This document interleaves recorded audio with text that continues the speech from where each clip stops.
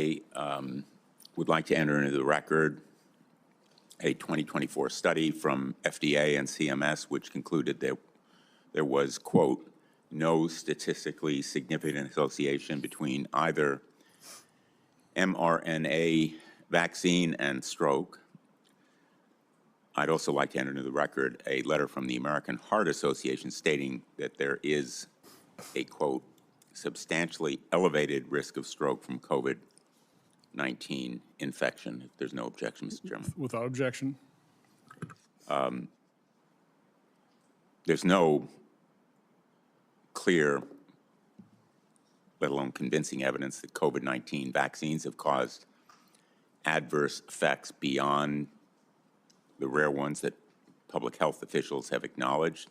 There is clear evidence that COVID-19 itself is linked with many worse adverse events, including stroke. And there are signs that the administration is regretting its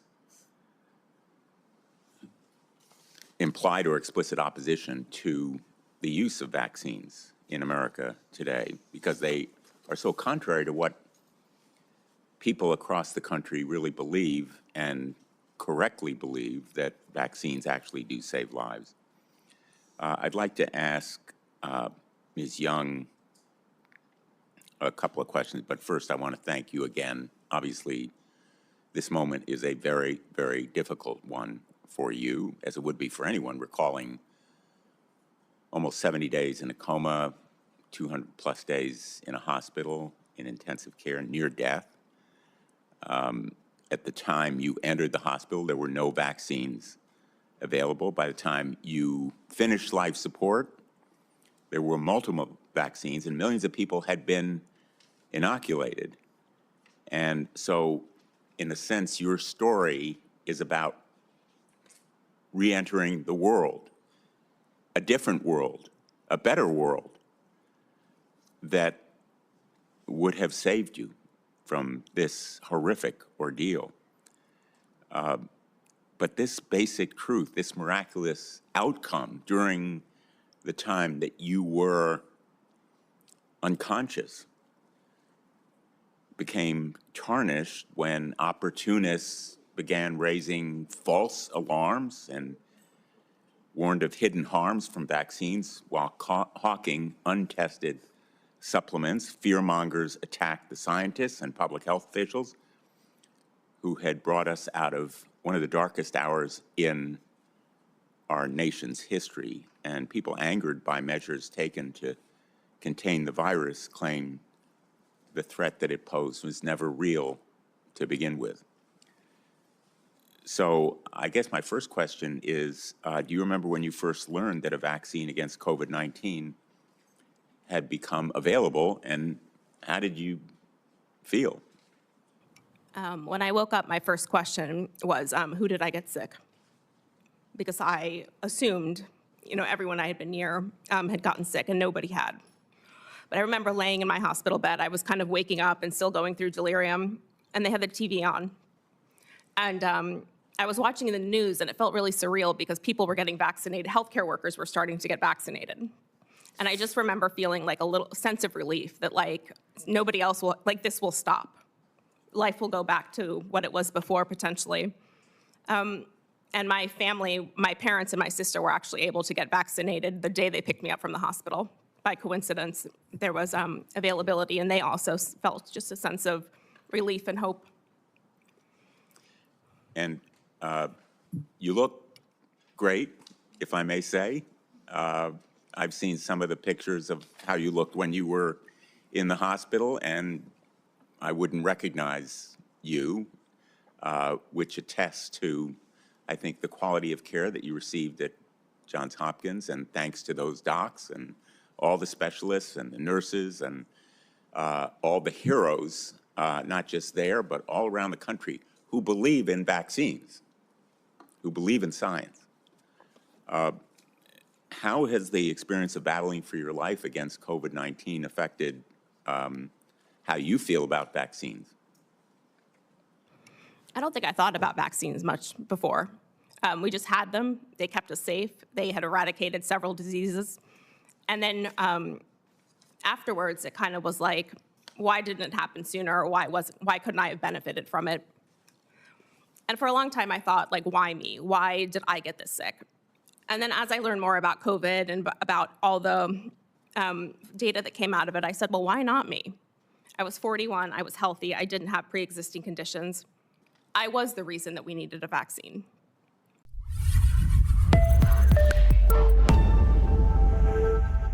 I think sometimes when we have this conversation about what happened during COVID, and I think the ranking member said, remember what it was like. And I do remember what it was like. And quite frankly, the government did a lot of good. I think certainly in your case, the vaccine helped you. But the government did tremendous things that were very, very bad. For example, in my home state of Ohio, we had a health director that recommended that we shut down schools. And those schools were shut down for 18 months. And we know now that under 18, you really didn't have much of an effect from COVID. There were 0 deaths in that category. And yet we destroyed the lives of those kids. I think we can trace back to that day the youth violence problem that we have today. We had people that were totally disconnected, including my youngest son, who spent his senior year in college taking classes remotely. And I can tell you, he didn't learn anything because there was no interaction with kids. And that's a college, somebody's senior year in college. You think about some of the important grades like 9th grade that are critical, 3rd grade that you need that socialization skill, 8th grade where you're going to graduate into high school. We just robbed those kids. And Dr. Wiseman, what are your thoughts just as a scientist? Don't you think that there should be some idea of building confidence in our healthcare system and that there needs to be a certain amount of humility that says, hey, maybe we don't know all the data, but you certainly are, you should be giving people the best data that you have. And yet it seemed like it was a very one-dimensional data set that said, this is the only thing we're going to tell you, this is the only thing you believe. And if you even questioned anything outside this data set or narrative, you're just a bad human being. Yeah, I think you're absolutely right. And I actually want to echo Senator Blumenthal's comments that, you know, what was it like? I mean, it was chaos. And for the most part, everyone was trying to do a very, very difficult job and a very hard job. I think everyone would thank all the healthcare providers and the people in the government and so on. But there were specific failures. And you know, the testimony we heard was very compelling. And as someone who's been an advocate for patients with chronic conditions that are ignored and so on, I definitely empathize with the comments that we heard. But the thing that echoed with me a moment ago was that why me? And the why me that happened to me that answers your question, Senator, is that I hadn't thought about vaccines. I'd taken all the usual vaccines, so had my family. I had no history with doing any work with vaccines. And for a curious set of circumstances, I got involved in analyzing hydroxychloroquine data, which I wasn't very impressed with, frankly. But I found an error in one of the key studies that was used to close down hydroxychloroquine. And I argue with the authors, Bulwer, in Minnesota, to give me the data that was missing, that I discovered was missing. They gave me the data. And those data showed, when you plugged them in, that there was actually an effect of hydroxychloroquine. That was one of the 2 studies that closed down hydroxychloroquine. When I tried to get that published in the New England Journal of Medicine in January 2021, when thousands of people were dying, as Senator Blumenthal correctly described, okay, the response that I got from the New England Journal of Medicine was, well, we don't think this is going to be of very much interest to any one of our readers. And at that point, I said, there's a really big problem here. So because again, there was a narrative, and if you even questioned this narrative, you were somehow a bad human being. I was, but let's remind also what happened. You had a scenario where we have a lot of people on the other side of the aisle that like to say President Trump's an authoritarian. President Trump hasn't threatened to fire employees for companies or military members who refuse to have sovereignty over their bodies. Under Biden, 100,000 members of the military were dismissed because they refused to put an experimental vaccine into their bodies. I mean, how did we get to that place, Dr. Weiser? How did we get to the place where I can decide for myself what I put into my own body? And if that means I want to take the vaccine, then good for you. But if I decide not to, I lose my ability to make a living, especially people who put on a uniform to defend this country. How is that possible? Well, I mean, as a scientist, I'm also a pharmacist. Looking at what the law says, not as a lawyer, I let the lawyers figure out the legal aspects of it, but as a scientist, as a pharmacist, the EUA requirement required the Secretary of the HHS to make sure there are adequate systems to detect and monitor safety and to inform doctors and the patients who are receiving the vaccines of known and potential risks, so that they could make that sort of informed consent about what to put in their body. And according to the findings of Senator Johnson and his staff, they were effectively deprived of that because the safety systems that were designed and advertised as detecting safety issues were not working. They were not working. The early warning system was turned off, and the problem still exists going forward for all vaccines. We want vaccine confidence. I agree with the lady over here. We want confidence in vaccines, but based on Dr. Sharfman's paper and other papers, going forward, there's a problem with using these systems unless they are corrected. So we have to have humility, Senator. You're absolutely right. We have to have the ability that people have all the right decisions, all the right information to make the decisions so they can do exactly what you've described.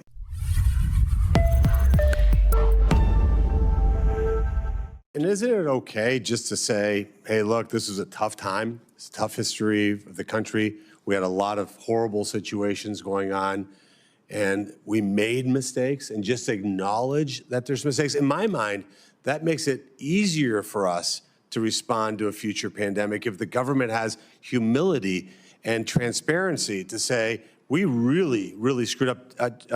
Dr. Jablanowski, you must have a good email address, probably the only one there. But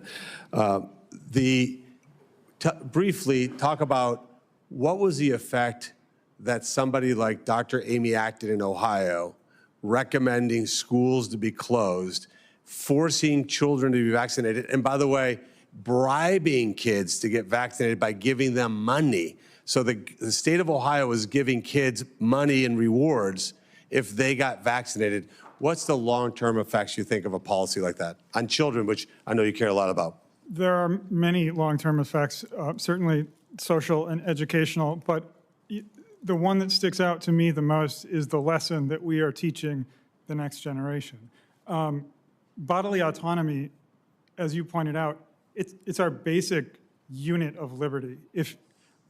I honestly, unfortunately, believe we live in a country that we could not have founded because we do not believe we have bodily autonomy. If we did, on September 9th, 2021, when Joe Biden, threatened us all with our patience is wearing thin, stated the obvious, that this is not about freedom or personal choice, declared the vaccines to be safe, and described a pandemic of the unvaccinated, he wouldn't have been in office in the next day.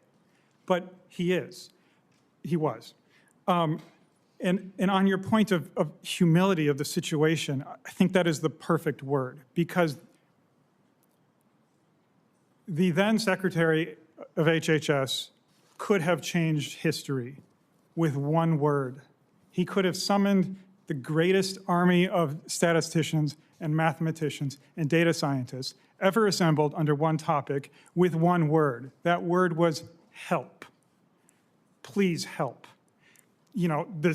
We launched a pathetically tested vaccine onto the population, and our only reporting system was overbearing by the number of reports. We can't actually use the system. Please help. Or the expert at the FDA is working with the expert in the world, describing that our system isn't working, has a better system, but we don't like their answers.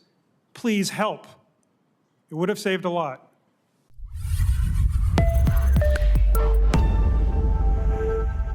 it seems pretty clear to me, based on the testimony that we've heard today, based on the investigation that this committee has done and what we've learned over the last few years, that what we saw during COVID wasn't so much a public health campaign as it was a profit machine. A profit machine for the big pharma companies who made billions and billions of dollars off of a vaccine that they did not adequately test, about which they did not adequately disclose health risks. They made out like bandits, though. I mean, this is great for them. All of the public health problems get offloaded onto other people, namely the American people. All of the costs get borne by the patients. They don't have to do anything, and they get rich off of it. I mean, let me just ask you, in your professional opinion, did these companies like Pfizer and Moderna, did they adequately study and disclose any of the risks that were associated with these vaccines before they were forced upon the public?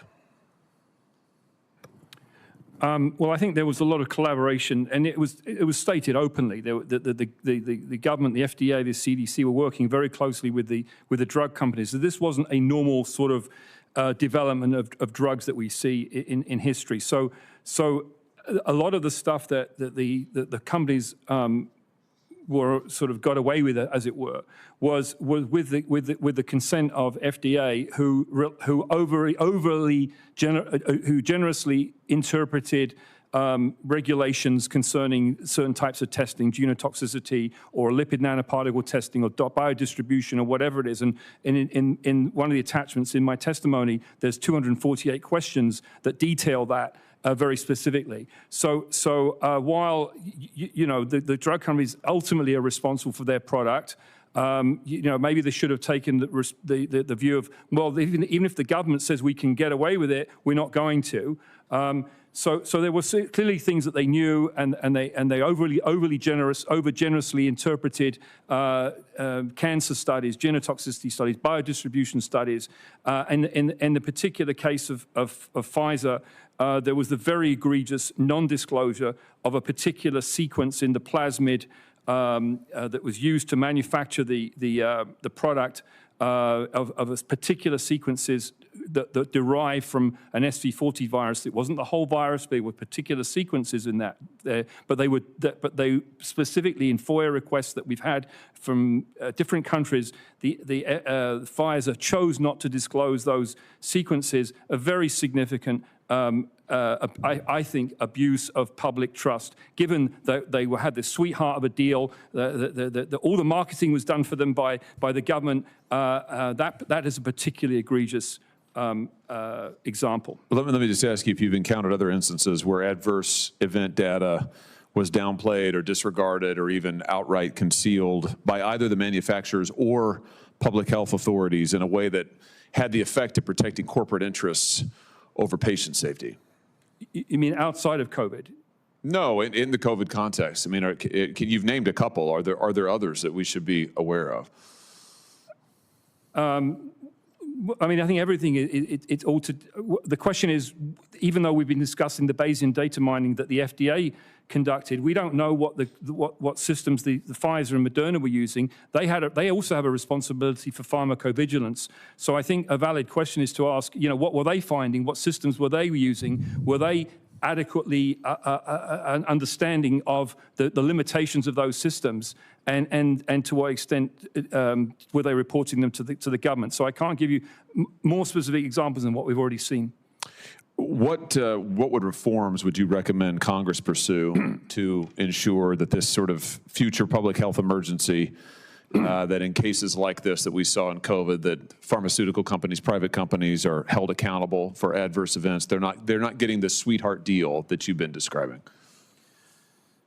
Well, I think there has to be a greater separation between the government and the pharmaceutical companies, understanding that it was an emergency situation. There had to be an element of collaboration. So there is something there, but there has to be some separation. But going forward, specifically in the subject matter of what we're discussing today, there are some major reforms of VAERS that have to take place. In terms of making sure that data is properly collected. There's a person called Albert Benavides who's done a great job at documenting that. The companies should be required to be using the modified Bayesian methods The PRR methods should also be used with caveats. And there has to be adequate oversight of exactly how these signals are going to be implemented or understood. The VSD, there was also, actually, to your earlier question, again, this was a VSD issue that they actually had seen signals for myocardial infarction and venous thromboembolism in May of 2022, but they didn't report them in the public domain until about a year later. So that was a concealment. But again, that was on the part of the VSD program, not specifically the manufacturers. So there's a whole slew of things that have to happen in terms of how we analyze data. The senator mentioned making sure that we actually get rates of adverse events that are based on actual usage, which we could have done in the earlier part of the COVID vaccine. We could have done that. And I did that analysis together with Dr. Getzko from the Hebrew University, and we normalized it the right way. We sent that to Dr. Evans, who was the father of the PRR method, that's equivalent to the Dr. Dumichel. And at the moment when we sent that to him in England, he just closed down on us. So clearly there's got to be something within the government that says we've got to look at these things and take people seriously. And someone like Anna Schaafman and Dr. Dumichel, who are the father and mother of these methods, were being ignored. These weren't just any people. This was the father and the mother, as it were, of these methods. They need to be listened to and not marginalized, not being told to cease and desist. We don't want to know what you've got to say. I think that's terrible. And we need to understand what processes happened to make that situation possible. You know, I think that the government working with private companies in the midst of a health crisis is one thing, collaboration is one thing, but systematically concealing from the public the true risks involved with this vaccine in a way that not only misled patients, that not only misled parents, that not only endangered the lives of children, but had the net effects of lining the pockets of the biggest pharma companies in the world, that is a disgrace. That is an absolute disgrace. And I just think, Mr. Chairman, that is what we have got to learn from this crisis. Somebody did profit off of it. You know, I mean, we talk about how COVID was good for nobody. Not quite true.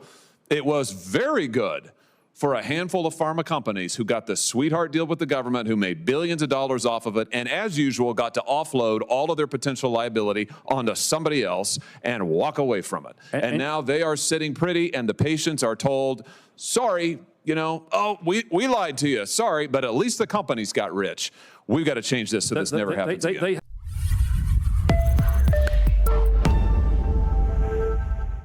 I do want Dr. Jablonski to answer your question in terms of, because I think he missed his opening testimony. He listed all of this tests that they did not do in the approval process. Can you quick read that list again? Certainly. It was, there were pre-EUA, there were no tests done on drug-drug interactions, cardiovascular toxicity, central nervous system toxicity, other organ toxicity, blood toxicity, genotoxicity, or carcinogenicity. So, and I then went on to say, then they hit all kinds of things.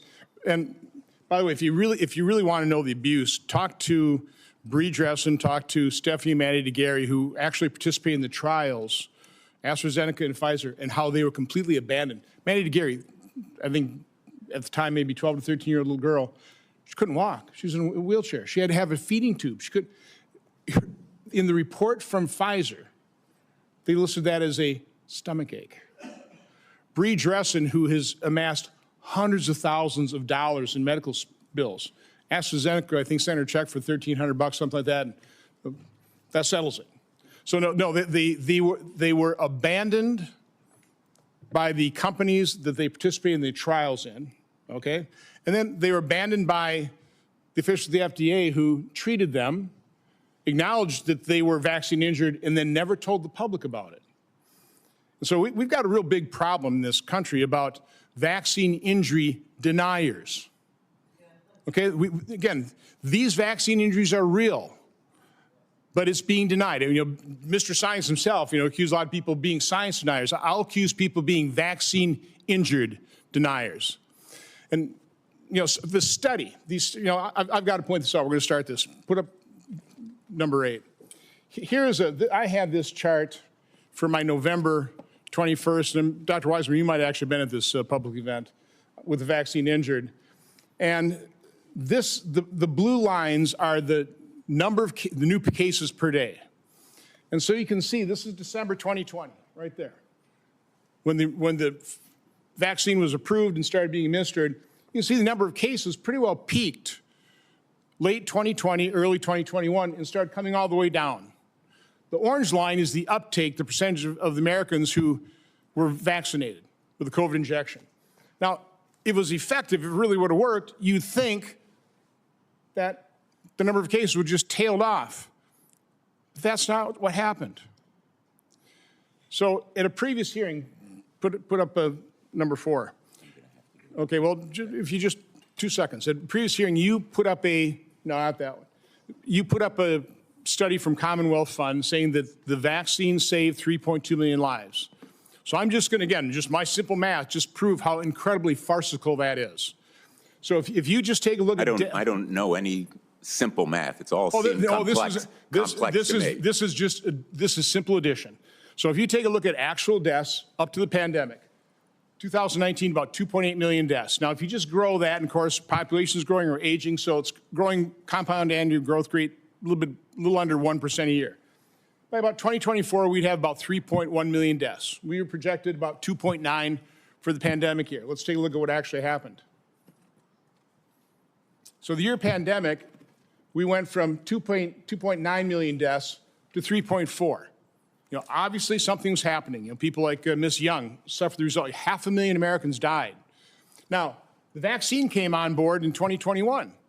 You would think, again, if we pretty well, I hate to use the word culled the herd, but I mean the most vulnerable people died in 2020. So by 2021, the year of the vaccine, you would expect, if it was that effective, that number, if you would have been saving 3.2 million lives, by the way, just that's in 2021, 2022. You'd think that number would have come down. No, it went up to 3.5 million deaths. 2022 came down a little bit to 3.3.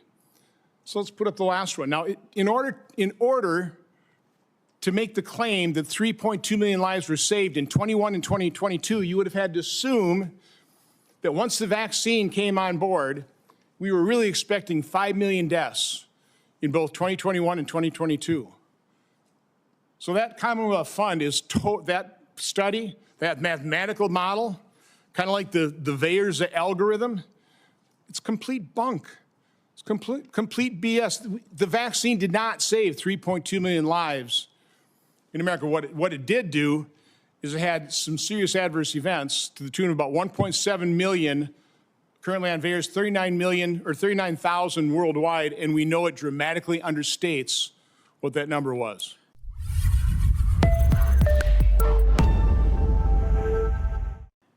If you had it to do over again, would you have gotten the vaccine?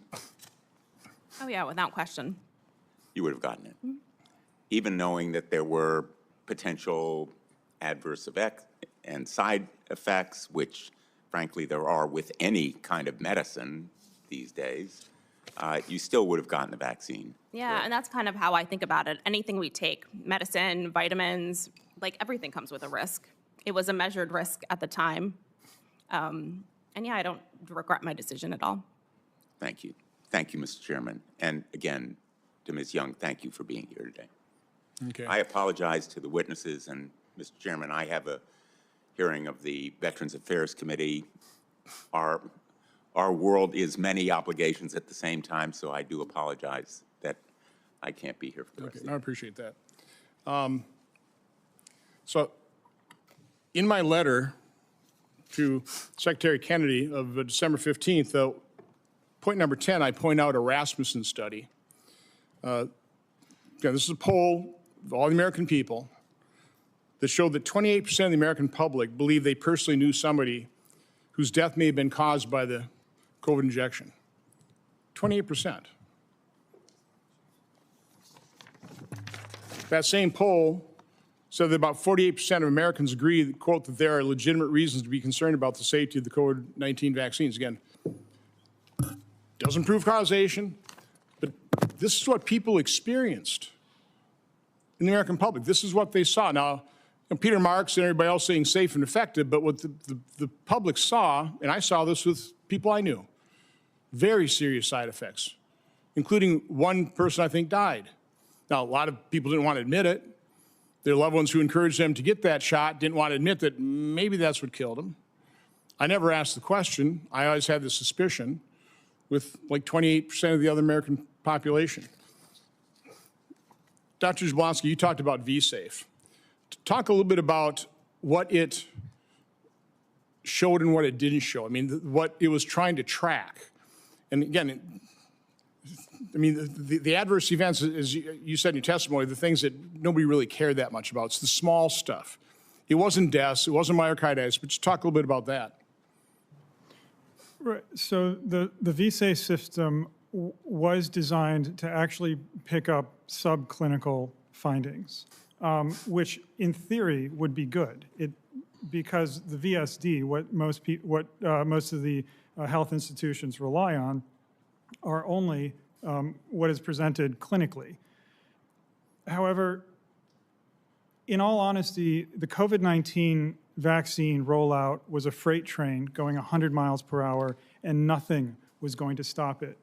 Now, V-Safe was designed to ask 10 questions that nobody cared about, that was never going to stop this. If all 10 million people had checked all 10 boxes every time they were prompted, I still do not think it would have made a lick of difference. But I also asked you to determine, did you seek medical care after your vaccination, correct?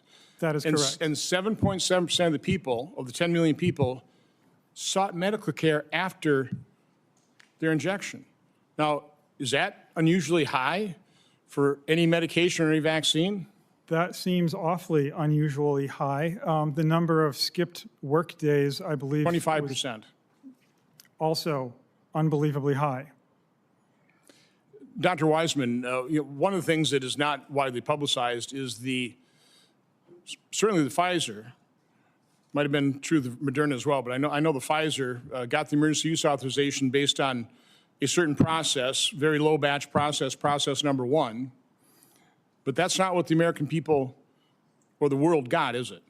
You want to describe the potential problems of them switching the process just regulatorily in terms of that's probably not what should happen. Right. But also the danger of that new process, particularly when we know that people like Kevin McKiernan are talking about massive amounts of DNA above and beyond the acceptable limits.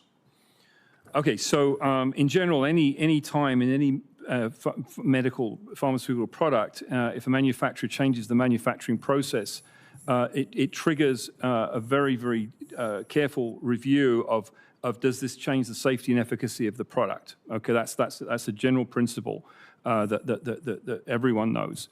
The material that was used by Pfizer, the so-called Process 1 material, the RNA was made in a certain way using a certain method, and only once the vaccine was authorized in December 2021, or just slightly before then, they introduced what would be the Process 2, which was going to be using a bacteria with these things called plasmids, and it turns out there's also these SC40 sequences, but they were using the similar process that Moderna was using all the time.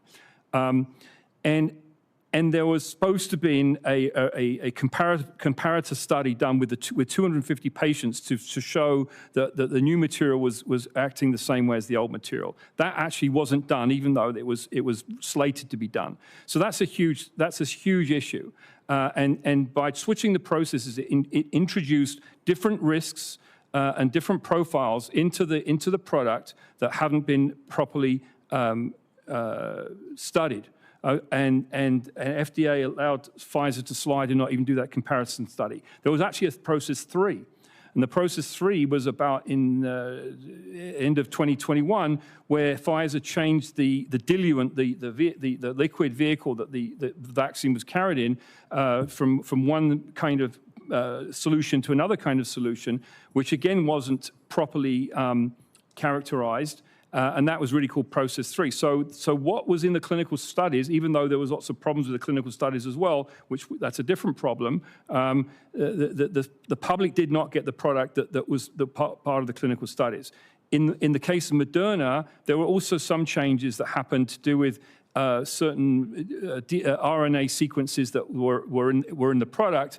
Again, there were questions that EMA, particularly the Europeans, were very careful in asking questions to Pfizer and Moderna about different aspects of their process. They asked good questions, and this is work that I did with Dr. Maria Gucci. They asked good questions. We went through those documents extensively. And then they got some kind of very perfunctory answer, and it seems like they were sort of told to, lie down and not do anything more. So on multiple occasions in both companies, there were lots of irregularities as to what the questions that were being asked about the manufacturing that weren't being properly answered.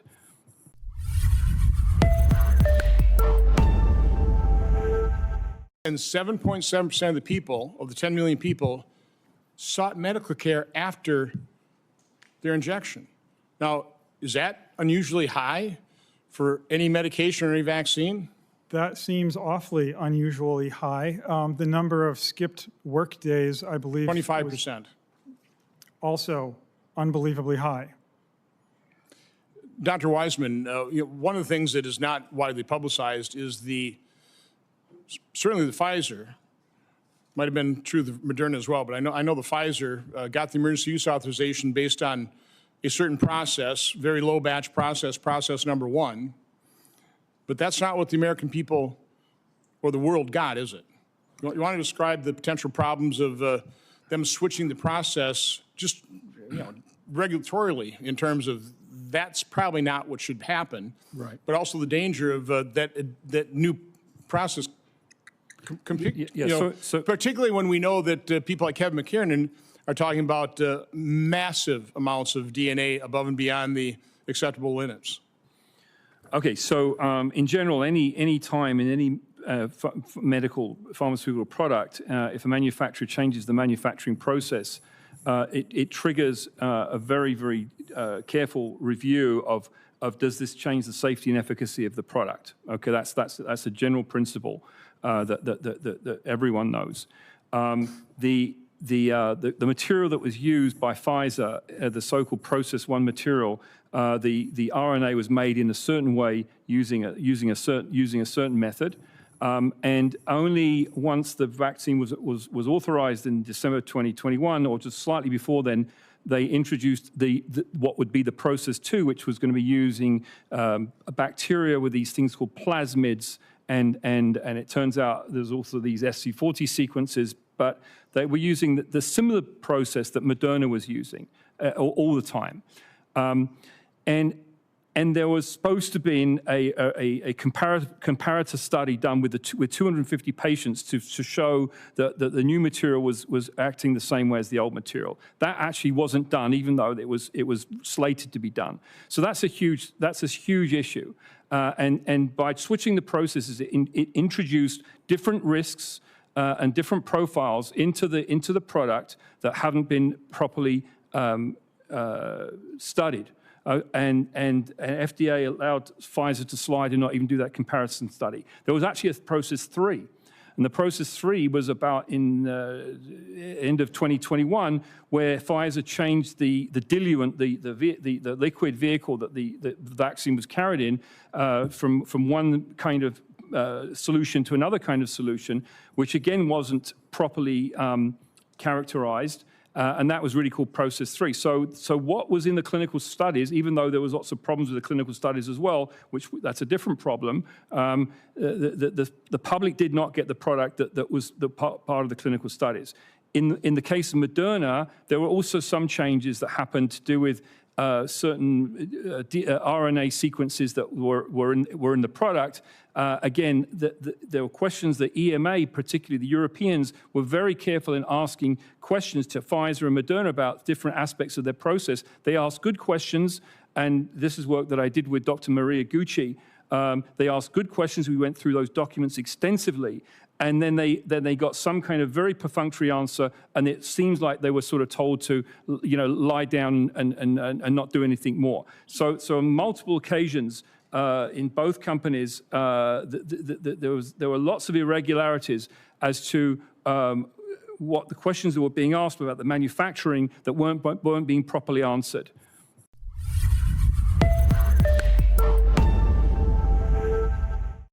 It kind of speaks to another problem you have is when you have no product liability. All the effort goes into getting a drug or a vaccine approved, but because you have no liability, once it's approved, there's not a whole lot of effort on anybody's part, right? I mean, the regulators who have approved it, they don't want to be proven wrong. The vaccine manufacturers, they're certainly not going to be, raising their hand and go, oh, by the way, we better pull this thing because we're seeing all kinds of problems. You've seen that with childhood vaccines as well. Do you want to just kind of describe that problem of, lack of liability for these products and what that produces from a standpoint of post-licensure behavior? Yeah, I think that if there was no product liability for automobiles, we'd still be driving around in Model Ts. There is no development. There's no pressure to develop a better and safer. And in fact, there is a disincentive for them to look. It's actually a violation of the fiduciary duty to their shareholders if they actually look at their own product and find a problem. And so we are left powerless over this system that cannot be corrected by capitalistic forces if there is a liability shield.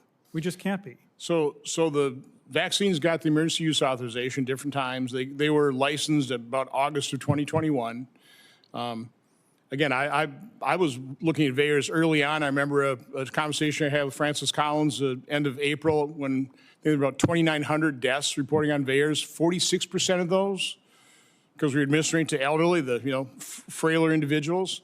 46% of those deaths were occurring on the day of vaccination or within 1 or 2 days. And I asked Dr. Collins about that.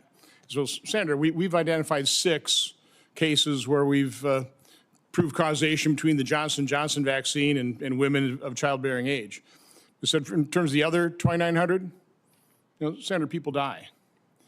So I'll close out with that thought in terms of the incentives or the lack of incentives for the companies, the regulators who approve these things to rigorously follow them for safety problems, because they don't want to admit they were wrong in approving them in the first place. They don't want to admit that shots or injections that they were doing videos on, telling everybody you have to get, that's why God gave you 2 arms, shot in a booster in each arm. I mean, nobody that pushed these things wants to admit they are wrong. The advice they gave might have resulted in somebody's death or permanent disability. That's what we're faced with. That's why we have this massive vaccine injury and injection injury denying going on in this country. And I can tell you from my standpoint, I'm not giving up. I'm not caving to the vaccine deniers. I'm not caving to the ridicule and vilification. I think my next hearing on this will probably bring in the injection injured. Now that we have this report, and again, look at the timing of this. Peter Marks was made aware of this in March of 2021, the same time the NIH was treating people and they were admitting these people were injured by the COVID injection. They were promised that they would be studied, that would be made public, their injuries would be made public. And here we are, end of April 2026, that hasn't happened. I'm on a mission to make sure that happens.